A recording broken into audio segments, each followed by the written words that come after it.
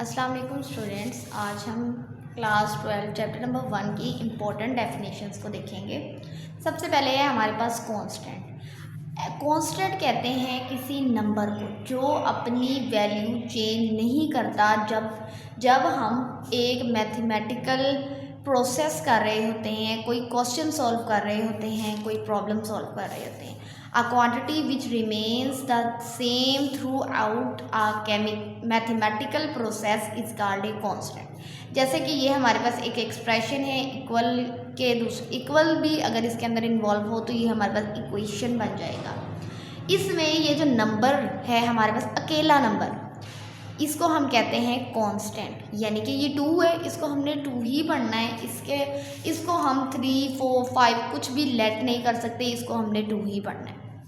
इसके बरक्स अगर हम x को देखें, वो क्या है, उसको हम -2 भी लेट कर सकते हैं, 3 भी लेट कर सकते, कुछ भी उसके अंदर पुट कर सकते हैं, हमें आंसर मिल जाएगा। 1 पुट करेंगे तो 3 मिल जाएगा, 1 + 2 = 3। 2 पुट करेंगे तो 4 मिल जाएगा, 2 + 2 = 4। वेरिएबल क्या है? A quantity which can have different values in a particular mathematical process. यानी कि जैसे ये x है, इसकी जगह हम 1 भी पुट कर सकते हैं, 2 भी पुट कर सकते हैं, कुछ भी पुट कर सकते हैं। उसके बाद हमारे पास वेरिएबल की कुछ टाइप्स भी हैं। अब हर इक्वेशन हमारे पास इस तरह की नहीं आएगी x + 2 = 0 या x + 3 या कुछ भी इस तरह नहीं आता होता। कभी जब हम हायर लेवल की तरफ बढ़ जाते हैं तो हमारे पास इस तरह की इक्वेशंस भी आ जाती हैं, y = x + 2। अब x में हम कुछ भी पुट कर सकते हैं। लेट्स सपोज 1 पुट करते हैं, x = 1 हो गया, तो y की क्या वैल्यू आएगी? y = 3 जब x क्या होगा? 1 होगा। यही चीज़ अब हम समझने लगे हैं। A variable is an independent का लफ्ज़ ही ये शो कर रहा है कि वो आज़ाद होगा, अपनी वैल्यू चूज़ करने में वो क्या होगा? आज़ाद। When it has any arbitrary value, यानी कि जब हम उसकी जगह पे चाहे 1 पुट करें, चाहे 2 पुट करें, कुछ भी पुट कर सकते हैं। A variable is said to be dependent. क्या कर रहा है? डिपेंड कर रहा है, किसी पे डिपेंड कर रहा है। When it's value depend on other variable, यानी कि अगर x में हम 1 पुट करेंगे तो y की क्या आ जाएगी? 3 ही आएगी, चेंज नहीं होगी। यानी कि y के 1 पे डिपेंड कर रहा है कि 3 आएगी। 2 पे अगर 2 पुट कर रहे हैं तो डिपेंड करता है कि हम क्या पुट करेंगे, उस हिसाब से y का आंसर आना है। 2 पुट करेंगे तो 4 ही y की वैल्यू बननी है, इसके अलावा कोई और वैल्यू नहीं बन सकती। तो y क्या कर रहा है? x पे डिपेंड कर रहा है। x क्या है? आज़ाद है, वो कुछ भी ले सकता है, 1 भी, 2 भी, 3 भी, एनीथिंग एल्स। नेक्स्ट है हमारे पास रिलेशन।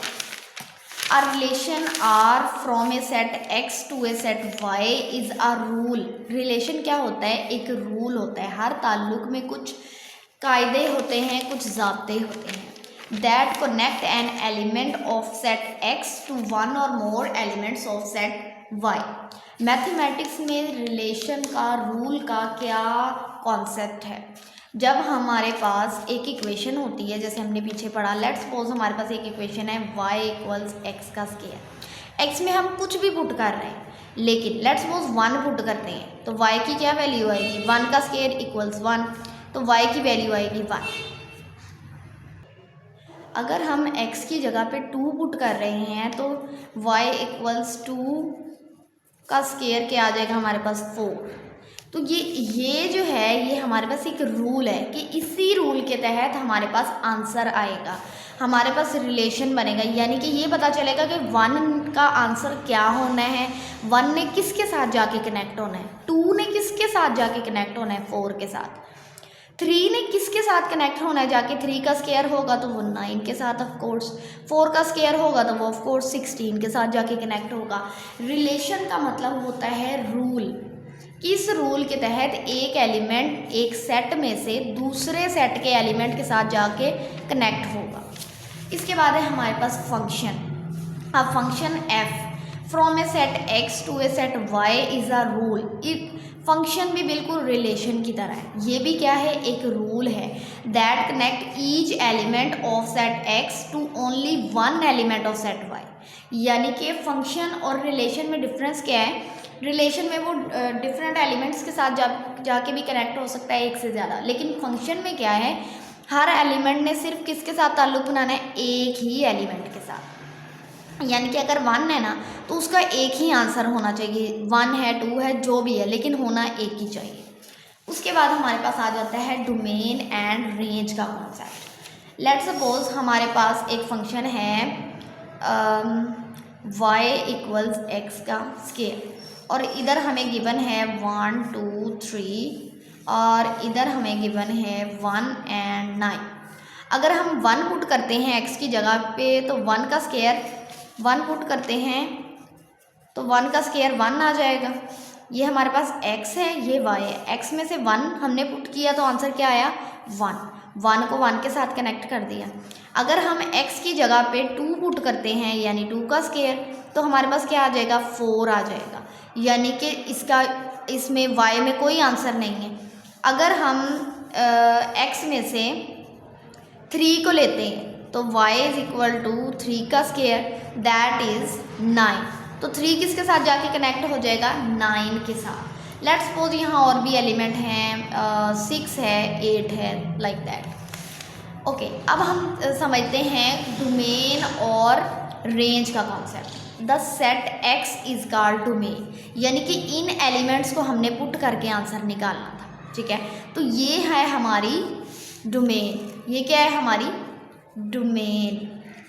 और रेंज का हमारे पास क्या कॉन्सेप्ट होता है, the set y is called codomain. पूरा y हमारे पास रेंज नहीं होता, सिर्फ रेंज में वो वाले एलिमेंट लिखे जाते हैं जिनका रिलेशन बनता है जो x के एलिमेंट के साथ कनेक्ट होते हैं। जैसे यहाँ पे कौन कौन हुआ, 1 और 9, 1 और 9 कनेक्ट हुआ, तो इसका मतलब है कि हमारी रेंज क्या है, 1 और 9। लेकिन कोडोमेन क्या है, पूरा set. The set y is called codomain of function. Function क्या होता है, इस चीज़ को हम फंक्शन कहते हैं। The set of connected element of y is called range of set, यानी कि जो x के एलिमेंट के साथ कनेक्ट हुआ है आगे, उसको हम कहते हैं बस वो वाले एलिमेंट हमारे क्या है, रेंज। अब इसमें कौन कौन से थे, 1 और 9। ओके, नेक्स्ट है हमारे पास अलजेब्राइक फंक्शंस। फंक्शंस क्या होते हैं हमारे पास, let's suppose y is equal to X का स्केयर, हम पीछे ये एग्जाम्पल देख रहे हैं। तो ये हमारे पास क्या है, फंक्शन। लेकिन अलजेब्राइक फंक्शन का मतलब है कि जिसके अंदर ये एक्सप्रेशन जो हमारे पास हो वो अलजेब्राइक एक्सप्रेशन हो, यानी कि जिसके अंदर x y z इस तरह के जो वेरिएबल्स हैं उनका यूज़ किया गया हो। Algebraic functions are those function which are defined by algebraic expression, यानी कि जैसे ये लिखा हुआ है, इसमें ये जो एक्सप्रेशन है इसमें x y z का इस्तेमाल हुआ है, यानी कि वॉट एवर x का इस्तेमाल हुआ है, y का हुआ है, z का हुआ तो है वेरिएबल्स का। जिसमें वेरिएबल्स होते हैं उसको हम कहते हैं अलजेब्राइक एक्सप्रेशंस। ये पूरी क्या है, अलजेब्राइक इक्वेशन। क्यों, क्योंकि इसके अंदर हमारे पास अलजेब्राइक एक्सप्रेशन यूज़ हुआ है, इसलिए अब ये पूरा फंक्शन क्या हो गया है, अलजेब्राइक फंक्शन। y को हम f ऑफ x के इक्वल क्यों लिखते हैं, क्योंकि हम x की वैल्यूज़ पुट कर रहे होते हैं। लेट्स सपोज हम f ऑफ 1 पुट करते हैं, तो इसका मतलब है जहाँ जहाँ x है वहाँ हमने 1 1 पुट करना है। f का यूज़ होता है क्योंकि f जो है उसका मतलब होता है कि फंक्शन ऑफ x, यानी कि x में हमने वैल्यूज़ पुट करनी है। इसके बाद हमारे पास आ जाता है पोलिनोमियल फंक्शन।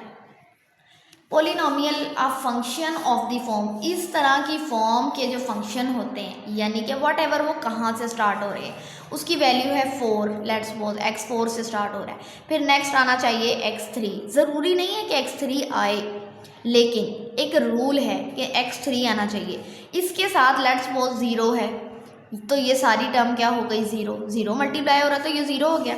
नेक्स्ट टर्म क्या है, एक्स स्केयर, नेक्स्ट टर्म क्या है x, नेक्स्ट टर्म क्या है, कोई कांस्टेंट, वट एवर वो 0 है, वट एवर वो 1 है, कुछ भी है, इक्वल्स 1 2 3 4 वट एवर, कोई भी इंटीजर हो सकता है। यानी कि हमारे पास ये पावर जो है वो डिसाइड करती है कि ये क्या है, हमारे पास पोलिनोमियल फंक्शन है। इसको देखते हैं, मज़ीद समझते हैं।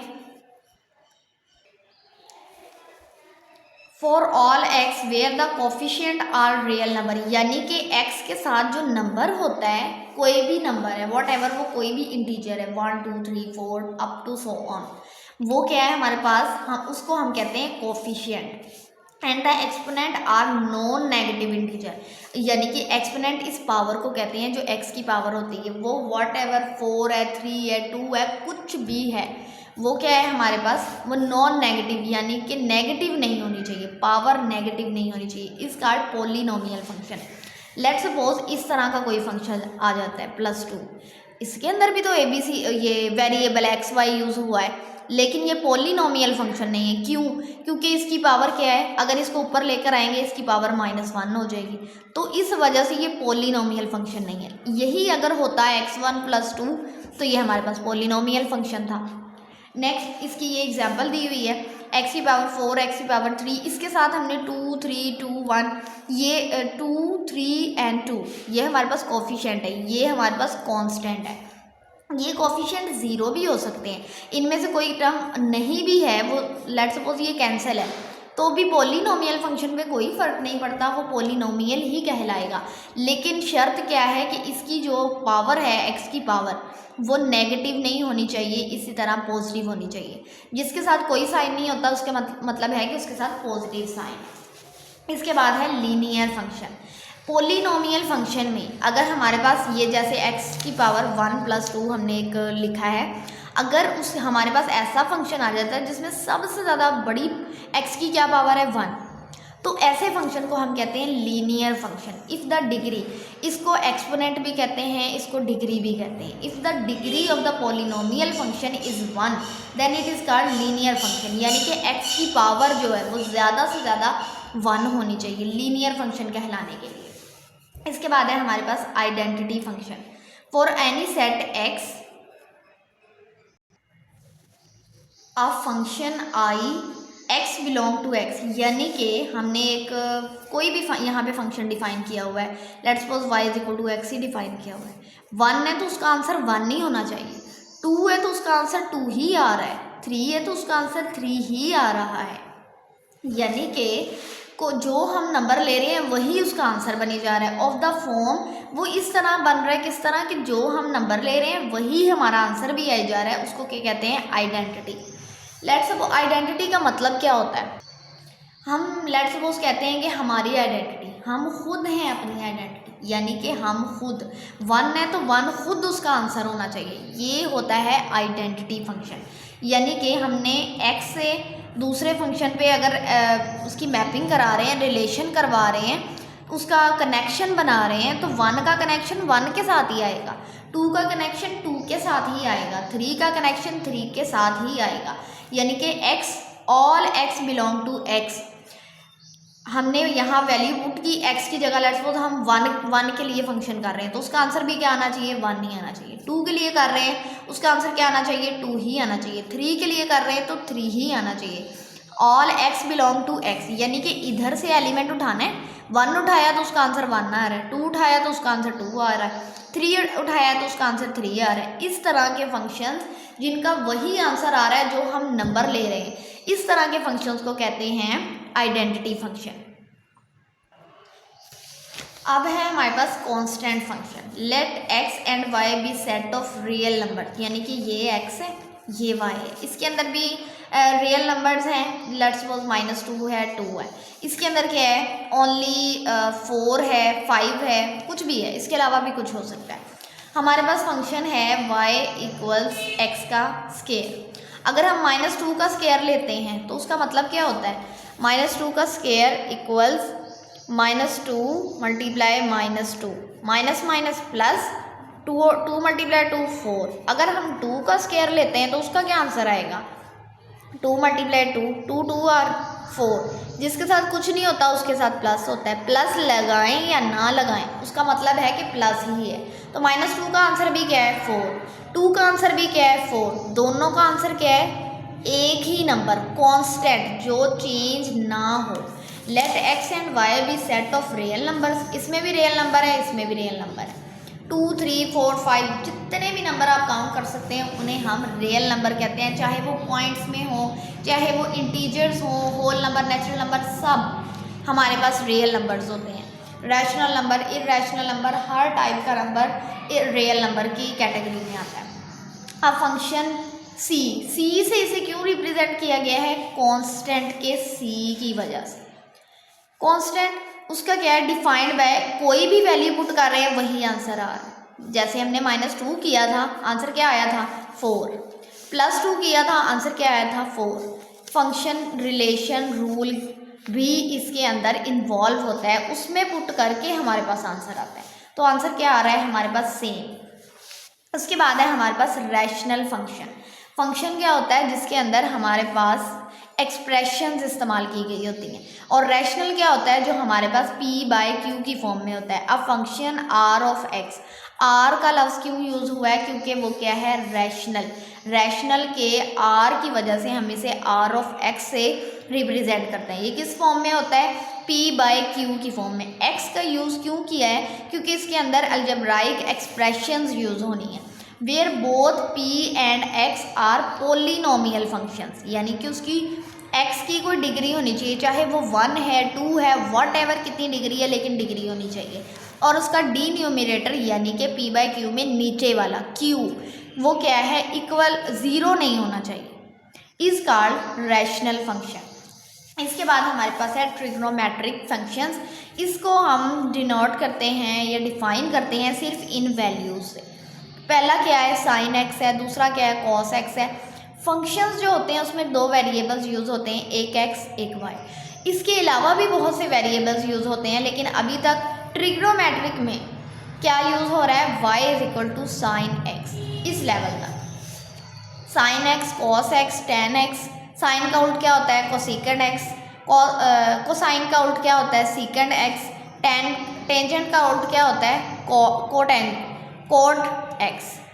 इसको शॉर्ट फॉर्म में टैन पढ़ते हैं, कॉस पढ़ते हैं, साइन पढ़ते हैं, इसको कोसेकेंड, सीकेंड एंड कोट। इसके बाद हमारे पास आती हैं इनवर्स ट्रिग्नोमेट्रिक फंक्शंस, यानी कि इनके इनवर्स। इनवर्स अगर हमारे पास एक लफ्ज़, एक नंबर है या कोई भी वेरिएबल है, लेट्स सपोज x है, उसका इनवर्स हम ऐसे राइट करते हैं 1/x, यानी कि अगर x है तो उसकी वैल्यू क्या बन जाएगी? इनवर्स इसका क्या होगा? x की पावर -1। इसको कहते हैं inverse. We denote and define inverse trigonometric functions as, पहले क्या था? सिंपल लिखा हुआ था। इनवर्स क्या होता है? उसकी पावर क्या हो जाती है? नेगेटिव, -1 हो जाती है उसकी पावर। इसमें भी यही हुआ है। इसका इन्वर्स क्या होगा? इसकी पावर -1 हो जाएगी। कॉस का इन्वर्स क्या होगा? उसकी पावर -1 हो जाएगी। टैन का इन्वर्स क्या होगा? उसकी पावर -1 हो जाएगी। y equals sine, let's suppose हमारे पास क्या था? y equals sine x. Normal function ये था, इसी का इन्वर्स हम ले रहे हैं ना। नॉर्मल ट्रिग्नोमेट्रिक हमारे पास ये फंक्शन था, इसका इन्वर्स हम ले रहे हैं। इन्वर्स का क्या मतलब? x था, उसका इन्वर्स क्या होता है? 1/x। साइन x था, उसका इन्वर्स क्या होता है? 1/sin x, यानी कि इसकी पावर क्या है? अगर पावर कोई मेंशन नहीं है, इट्स मीन उसकी पावर क्या है? 1। अगर नीचे इसकी पावर पॉजिटिव 1 है, जब ऊपर लेके आएंगे पावर क्या हो जाएगी? -1, यानी कि x के ऊपर इसको डिनोट नहीं करते क्योंकि ये डिग्री होती है, इसको साइन के ऊपर हम रिप्रेजेंट करते हैं। तो साइन इनवर्स x, ये हमारे पास इनवर्स ट्रिग्नोमेट्रिक फंक्शन आ गया। इसके बाद है हमारे पास एक्सपोनेंशियल फंक्शन। एक्सपोनेंट का मतलब होता है, लेट्स सपोज x है हमारे पास वेरिएबल, उसके ऊपर कोई पावर है, 2 है, 3 है, 4 है। इस पावर को, इस डिग्री को कहते हैं एक्सपोनेंट। अगर ये एक्सपोनेंट हमारे पास कांस्टेंट नंबर के बजाय कोई वेरिएबल आ जाता है, जैसे a आ जाता है, x आ जाता है, y आ जाता है, कुछ इस टाइप का आ जाता है, तो इस तरह के फंक्शन को x की पावर a + 2, कुछ इस टाइप का फंक्शन, या x की पावर y + 4, कुछ इस टाइप की एक्सप्रेशंस या फंक्शंस जब हमारे पास आते हैं तो हम उसको क्या कहते हैं? Exponential function. A function in which variable appear as exponent, यानी कि पावर में क्या आ रहा है? वेरिएबल आ रहा है, x आ रहा है, y आ रहा है, z आ रहा है, कुछ इस टाइप का, is called N exponential function. इसकी वैलिड जो एग्जाम्पल है वो क्या है? x इक्वल्स a की पावर वाई। पावर में क्या आ गया है? वेरिएबल। वेरिएबल्स के लिए हम इस लेवल तक एक्स, वाई और जी को यूज़ करते हैं। इसके बाद हमारे पास लॉग वाले फंक्शन आ गए हैं, लॉगरिथम फंक्शंस। अगर हमारे पास यही वाला फंक्शन हो, एक्सपोनेंशियल फंक्शन हो, तो उसके लिए हम क्या उसको लॉग में कैसे कन्वर्ट करते हैं? एक्स है हमारे पास, x इक्वल्स ए की पावर वाई। वाई क्या आ जाएगा हमारे पास? इधर हमारे पास लेफ्ट साइड पे आ जाएगा, राइट से लेफ्ट साइड पे, और जो हमारे पास राइट साइड पे होगा वो हमारे पास लेफ्ट साइड पे आ जाएगा। सिर्फ जो a है वो अपनी बेस जो है वो अपनी पोजीशन पे रहेगी। इसको बेस कहते हैं, इसको पावर कहते हैं। ये बेस क्या है? लॉग की बेस बन जाएगी। x क्या आ जाएगा? इधर आ जाएगा, और y जो है वो दूसरी साइड पे। x और y अपनी जगह चेंज कर रहे हैं। a क्या बन रहा है? दोबारा से लॉग की बेस बन रहा है, और लॉग की बेस बनने के लिए a का इम्पॉर्टेंट है कि वो 0 से बड़ा होना चाहिए और 1 के इक्वल नहीं होना चाहिए। अगर लॉग 1 के इक्वल हो जाता है तो वो हमारे पास अनडिफाइंड हो जाता है, उसका हमारे पास कोई आंसर नहीं आ रहा होता, पॉसिबल नहीं है उसका आंसर निकालना। अगर यही बेस हमारे पास, यानी कि ये हमने a लिया है, तो यही बेस हमारे पास 10 के इक्वल हो जाती है, a इक्वल्स 10 हो जाता है, तो हम इसको कहेंगे कि ये हमारे पास क्या है? Common logarithm. अगर लॉग की बेस क्या हो जाती है? 10, तो हम इसको कहते हैं कॉमन लॉगरिथम। अगर लॉग की बेस क्या हो जाती है? e, तो हम इसको क्या कहेंगे? Natural logarithm. ई की हमारे पास क्या वैल्यू होती है? यहाँ पे अल्फ़ा के बटन पे क्लिक करें और यहाँ पे हमारे पास ई आ जाएगा। देखें उसकी वैल्यू है हमारे पास 2.71828 कंटिन्यूस। तो ये हमारे पास ई की वैल्यू, और इस अगर लॉग की बेस हमारे पास ई बन जाती है तो वो हमारे पास क्या बन जाता है? Natural logarithm. नेचुरल लॉगरिथम को हम कैलकुलेटर में कैसे फाइंड कर सकते हैं? साइंटिफिक कैलकुलेटर में ये ln राइट किया हुआ है, इसी को कहते हैं नेचुरल लॉगरिथम, लाइक दिस। इसका नेचुरल लॉगरिथम का मतलब क्या है? लॉग की बेस क्या है? e। नेक्स्ट हमारे पास है इवन फंक्शन, यानी कि कोई फंक्शन था हमारे पास, let's suppose y equals x square. Okay, a function f of x is said to be even function if, यानी कि अगर हम x की जगह पे क्या पुट करेंगे? -x। y को हम किसके इक्वल रखते हैं? f ऑफ x के इक्वल। क्यों? क्योंकि y किस पे डिपेंड कर रहा होता है? x पे। फंक्शन किस पे डिपेंड कर रहा है? x पे, इसलिए हम y को इसके इक्वल भी रख सकते हैं, f ऑफ x के। यानी कि अगर हम x की जगह -x पुट करते हैं तो सही वही फंक्शन हमारे पास आ जाता है वापस, कोई उसकी वैल्यू चेंज नहीं हो रही for every number x in the domain of x। यानी कि लेट्स सपोज हमारे पास फंक्शन है f of x is equal to x का स्क्वायर। अब हम क्या कर रहे हैं? x की जगह -x पुट कर रहे हैं, यानी कि ये x की जगह हमने -x पुट किया और स्क्वायर वैसे ही रहा। तो -x multiply -x, minus minus क्या हो जाएगा? प्लस, और x पावर बेस सेम है तो पावर्स क्या हो जाएंगी? ऐड। कोई पावर नहीं है, इट्स मीन 1 पावर है। 1 और 1 हमारे पास क्या बन जाएगा? 2, यानी कि हमारे पास वापस क्या आ गया? यही हमारे पास f ऑफ x था ना। जब हमने x की जगह -x पुट किया तो हमारे पास फंक्शन सेम टू सेम वापस आ गया, उसका ना कोई साइन चेंज हुआ, कुछ भी चेंज नहीं हुआ।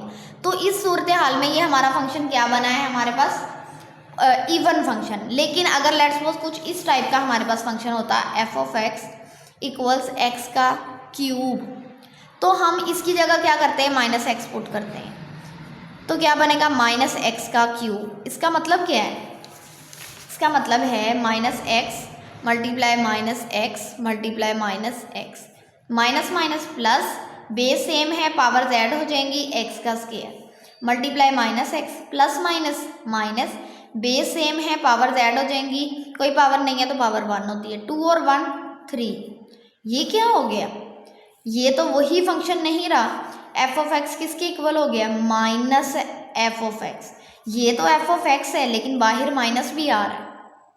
तो इस तरह का फंक्शन हमारे पास ओड फंक्शन होता है, लेकिन अगर बाहर माइनस नहीं आ रहा, सिर्फ f ऑफ x ही हमारे पास ओरिजिनल फंक्शन ही हमारे पास वापस आ रहा है, तो वो हमारे पास इवन फंक्शन होगा। ओड फंक्शन की हमारे पास प्रॉपर डेफिनेशन क्या है? A function is said to be odd. अगर हम x की जगह क्या पुट करते हैं? माइनस एक्स, तो वो हमारे पास क्या आ जाता है? Minus F of x. वैसे का वैसे ही आ रहा है, लेकिन हमारे पास बाहर क्या आ रहा है? माइनस भी आ रहा है। जैसे एक्स का क्यूब था, हमने एक्स की जगह क्या पुट किया? Minus x. F of minus x equals x की जगह क्या था? Minus x. तो एक्स की जगह माइनस एक्स पुट किया। जब माइनस एक्स की पुट किया, एफ ऑफ एक्स तो आ गया, लेकिन बाहर क्या आया? माइनस भी आया। तो ऐसे फंक्शन को हम क्या कहते हैं? Odd function. नेक्स्ट है हमारे पास हाइपरबोलिक फंक्शंस। हाइपरबोलिक फंक्शंस की भी हमारे पास कुछ वैल्यूज़ ही होती हैं जिसको कि हमने याद रखना होता है। जिस तरह ट्रिग्नोमेट्रिक फंक्शंस होते हैं, x is equals to y is equal to मतलब sine x, tan x, cot x, like that. तो इसमें भी इसी तरह होते हैं। Sine hyperbolic x, cosecant hyperbolic x, tangent hyperbolic x. Okay, sine hyperbolic x की वैल्यू क्या होती है? ये वैल्यूज़ जो है ये हमें याद रखनी पड़ती हैं। 1/2 ई की पावर एक्स, ये देखें, ये हमारे पास इसकी एक्सपोनेंट क्या आ रही है? वेरिएबल आ रही है। ई की पावर एक्स माइनस ई की power minus x is called hyperbolic sine function.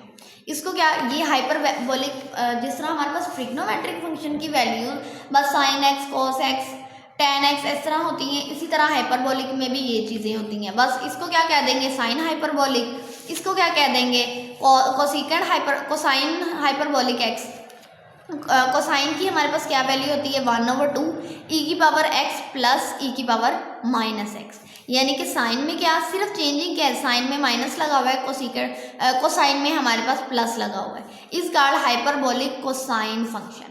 The remaining 4 hyperbolic function are defined in term of hyperbolic sine and hyperbolic cosine functions as follow.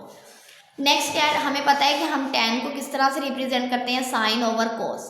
तो हाइपरबोलिक में भी ऐसे ही होता है। tan hyperbolic is equal to sine hyperbolic over cos hyperbolic. Sine hyperbolic की value का हमें पता है, कोस की वैल्यू का भी पता है। 1/2 आपस में कैंसिल हो जाएंगे, सिर्फ हमारे पास ये चीज़ बनेगी जो कि tan हाइपरबोलिक की हमारे पास वैल्यू आ जाएगी। इसी तरह से वैल्यूज पुट करके हम बाकी की जो है हाइपरबोलिक फंक्शंस को भी निकाल सकते हैं। जिस तरह हमारे पास ट्रिग्नोमेट्रिक थी और उसके बाद उनकी इन्वर्स ट्रिग्नोमेट्रिक आ गई, इसी तरह हाइपरबोलिक भी है। हाइपरबोलिक थी, उनकी इन्वर्स हमारे पास क्या है, लेकिन इसकी वैल्यूज़ जो हैं वो कुछ चेंज है। ये सब आपको याद ही करनी पड़ेंगी। फिलहाल इस लेवल तक इसका कोई प्रूफ नहीं होता, आप प्रूफ नहीं करवाया जाता। The inverse hyperbolic function are express in term of natural logarithm. इसको किस तरह से एक्सप्रेस किया जाता है? नेचुरल लोगार्थम के टर्म में। Sine hyperbolic inverse. अब हम किसके बारे में पढ़ रहे हैं? इन्वर्स के बारे में। पहले हमने क्या पढ़ा था? ओनली हाइपरबोलिक फंक्शंस पढ़े थे। अब उनके क्या हैं? इन्वर्स। ये किसके इक्वल है? Natural log of x plus √x² + 1। और कोसाइन हाइपरबोलिक इन्वर्स फंक्शन किसके इक्वल है? Natural log x plus x² plus, there is a mistake, यहाँ प्लस की जगह क्या आना है? माइनस। सिर्फ इतना सा चेंज है इसमें, यहाँ पे क्या है? प्लस और यहाँ क्या है? माइनस। इसी तरह से लेकिन ट्रिग्नोमेट्रिक फंक्शंस में क्या था? हम in term of sine and cosine इन बाकी की वैल्यूज़ को हम फाइंड आउट कर लेते थे, लेकिन इन हाइपरबोलिक फंक्शन में हमें इनकी वैल्यूज़ को क्या है? याद करना पड़ेगा। हाइपरबोलिक फंक्शंस में हम इनको इन टर्म ऑफ साइन और कोसाइन निकाल लेते थे, लेकिन इनवर्स हाइपरबोलिक फंक्शन में हमें इनको याद करना पड़ेगा। नेक्स्ट है हमारे पास एक्सप्लिसिट फंक्शन। एक हमारे पास एक्सप्लिसिट होता है, एक हमारे पास इम्प्लिसिट होता है। एक्सप्लिसिट का मतलब होता है जिसके अंदर y और x अलग-अलग हों, जैसे ये वाली इक्वेशन में दिखाया जा रहा है। x बिल्कुल अलग है, हमें समझ आ रही है, x अलग, y अलग है, और x जो हैं वो अलग है। x और y एक साथ मिक्स करके नहीं लिखे हुए, जैसे x और y ऐसे, या x + y ऐसे नहीं लिखे हुए। x y इस तरह से, या x y का स्केयर वट डिग्री जो भी है, लेकिन इस तरह से जो है कनेक्टेड y अलहदा है, x अलहदा है, ये एक दूसरे की प्रोडक्ट में नहीं लिखे हुए। एक्सप्लिसिट क्या होता है? If y is easily express in term of independent variable x, then y is called an explicit function of x. Y मैंने आपको बताया था किसके इक्वल होता है, एफ ऑफ एक्स के इक्वल। यानी कि अगर वाई हमारा बिल्कुल अलग है, ठीक है, और एक्स जो है वो बिल्कुल हम उन्हें सेपरेट करके राइट कर रहे हैं, वाई जो है एक्स के साथ कहीं भी नहीं राइट किया हुआ, तो इस तरह का हमारा फंक्शन जो होता है वो हमारे पास एक्सप्लिसिट फंक्शन होता है। लेकिन इम्प्लिसिट में क्या होता है, ये देखें एक्स और वाई के प्रोडक्ट में लिखा हुआ है। यहाँ पर वाई स्क्वायर को तो अलहदा किया जा सकता है, लेकिन यहाँ वाले वाई का क्या करेंगे, इसको किस तरह से अलहदा करेंगे। तो इस टाइप की जो हमारे पास इक्वेशंस या इस टाइप के जो फंक्शंस होते हैं उसको हम क्या कहते हैं, implicit function. If x and y are so mixed up and y can not be express in term of independent variable x, then y is called implicit function. यानी कि वाई को हम इजीली जो है सेपरेट करके, x से separate करके ना लिख सकें, तो इस तरह के फंक्शन क्या होते हैं, implicit function. Moving toward parametric functions. Parametric हमारे पास क्या, अब तक हम क्या करते आए हैं, हमारे पास y is equal to x square, y is equal to x square plus 2, बस कितने वेरिएबल यूज़ हो रहे थे, y और x, या z वेरिएबल यूज़ हो रहा था। फंक्शंस बेसिकली इनके ग्राफ्स होते हैं। किसी ग्राफ फंक्शन को हम ग्राफ के ज़रिए, किसी कर्व के ज़रिए, जैसे ये है, इनके फंक्शंस होते हैं, तब इस तरह के ग्राफ बनते हैं। इनको कहते हैं कर्व। इस तरह की, इस तरह की, या इस तरह की, या इस तरह की, इस तरह की, ये सारी क्या हैं, कर्व्स हैं जो फंक्शंस के ज़रिए, इस तरह के फंक्शंस के ज़रिए हम इन्हें रिप्रेजेंट कर रहे होते हैं। सम टाइम बाज़-औक़ात क्या होता है, इस तरह की curve, a curve is describe by expressing both x and y. यानी कि पहले हम क्या करते थे, सिर्फ वाई को एक्सप्रेस करते थे एक्स में, एज अ एक्स फंक्शन। लेकिन कुछ हमारे पास ऐसी इक्वेशंस आ जाती हैं जिसमें हम x को भी रिप्रेजेंट कर रहे होते हैं, y को भी, किस में, t में या थीटा में।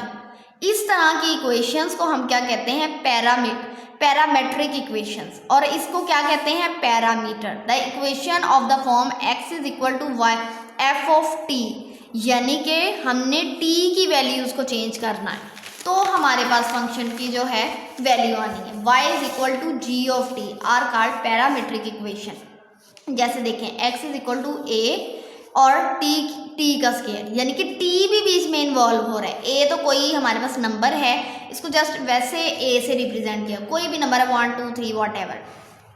अब पहले हमारे पास क्या होता था, y is equal to sine x, लेकिन यहाँ क्या आ गया, साइन टी कॉस टी, जिसमें हमारे पास t का वर्ड t या थीटा यूज़ होने लग जाए, उसको हम क्या कहते हैं, ये हमारे पास किस किस्म की इक्वेशन है, पैरामेट्रिक इक्वेशन। जैसे हमारे पास लिखा हो y is equal to sine theta, तो ये हमारे पास क्या है, parametric equations. Thank you. Next अगले लेक्चर में हम बाकी की डेफिनेशंस को कंप्लीट करेंगे। God bless you.